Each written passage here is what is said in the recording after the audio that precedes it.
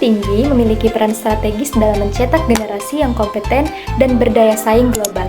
Di era modern, kebutuhan terhadap penjaminan mutu menjadi semakin penting untuk memastikan kualitas layanan pendidikan yang diberikan. Di IAIN Loksmawe, Lembaga Penjaminan Mutu atau LPM menjadi garda terdepan dalam menjaga dan meningkatkan mutu pendidikan. LPM berperan dalam mengelola kualitas akademik, penelitian, dan pengabdian masyarakat agar sesuai dengan standar yang ditetapkan, baik itu nasional maupun internasional.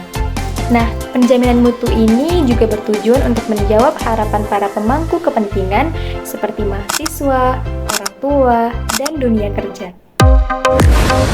Nah, di sini saya akan membahas mengenai penjaminan mutu di LPM IAIN Loksmawe, baik dari apa saja konsep dasar pengelolaan mutu, bagaimana strategi LPM IAIN Loksmawe dalam meningkatkan mutu pendidikan, bagaimana peran LPM dalam mendukung akreditasi, dan apa saja tantangan dalam pengelolaan mutu dan bagaimana solusinya.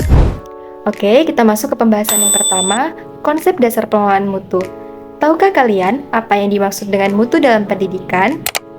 Mutu dalam pendidikan tinggi dapat diartikan sebagai pencapaian standar kualitas yang mencakup semua aspek operasional sebuah institusi.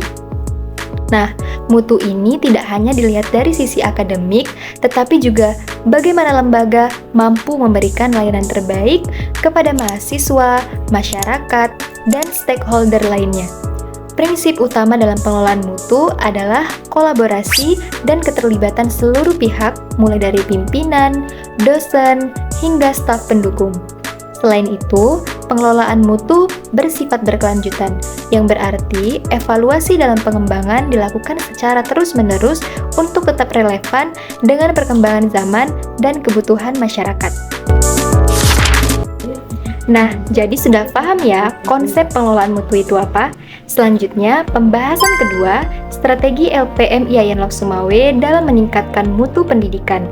Nah, LPM IAIN Loksmawe memiliki strategi yang khusus tertuang dalam dokumen rencana strategis atau disebut dengan Renstra. Nah, strategi ini melibatkan beberapa langkah kunci. Yang pertama adalah penguatan sistem penjaminan mutu internal atau SPMI. Nah, LPM menyusun dokumen kebijakan dan manual mutu yang menjadi pedoman bagi semua unit kerja. Yang kedua adalah pelaksanaan monitoring dan audit internal. Secara rutin, LPM memeriksa apakah standar mutu telah diterapkan dengan baik di seluruh program studi. Yang ketiga adalah pengembangan kompetensi sumber daya manusia.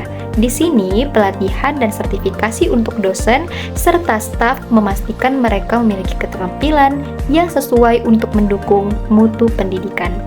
Selanjutnya adalah pemanfaatan teknologi informasi. LPM menggunakan sistem berbasis teknologi untuk memantau, mengevaluasi, dan melaporkan mutu secara efisien. Pembentukan gugus depan gugus ini berfungsi untuk memastikan standar mutu diterapkan secara konsisten di tingkat fakultas. Selanjutnya, peran LPM dalam mendukung akreditasi. Akreditasi merupakan tolak ukur formal untuk menilai kualitas sebuah institusi pendidikan tinggi. Di IAIN Loksmawe, LPM memiliki peran penting dalam mendukung proses akreditasi ini. Beberapa langkah yang dilakukan LPM yang pertama itu adalah 1. Membantu penyusunan dokumen penting seperti laporan evaluasi diri atau LED dan laporan kinerja program studi atau disebut dengan LKPS. Yang kedua, memberikan pendampingan intensif kepada setiap program studi agar dapat memenuhi standar akreditasi yang ditetapkan oleh BAN PT atau lembaga akreditasi mandiri. Yang ketiga adalah memastikan bahwa semua proses akademik dan administratif di kampus sesuai dengan kriteria akreditasi. Nah, dalam pengelolaan tersebut pasti ada tantangan nih. Beberapa di antaranya yang pertama adalah keterbatasan sumber daya manusia.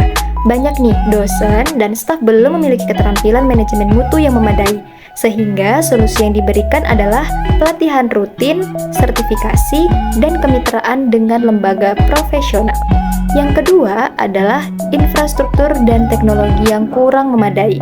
Nah, pemanfaatan teknologi di sini masih terbatas, sehingga solusi yang diberikan itu adalah pengembangan sistem informasi mutu berbasis digital yang terintegrasi.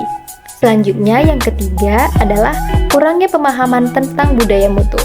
Nggak semua nih pihak memahami pentingnya penerapan mutu dalam aktivitas sehari-hari. Untuk itu, program sosialisasi dan diskusi perlu dilakukan secara intensif. Selanjutnya adalah perubahan kebijakan eksternal. Kebijakan dari lembaga seperti BAN PT seringkali berubah, sehingga solusinya adalah membentuk tim khusus yang memantau perubahan ini dan menyelaraskannya dengan kebijakan internal.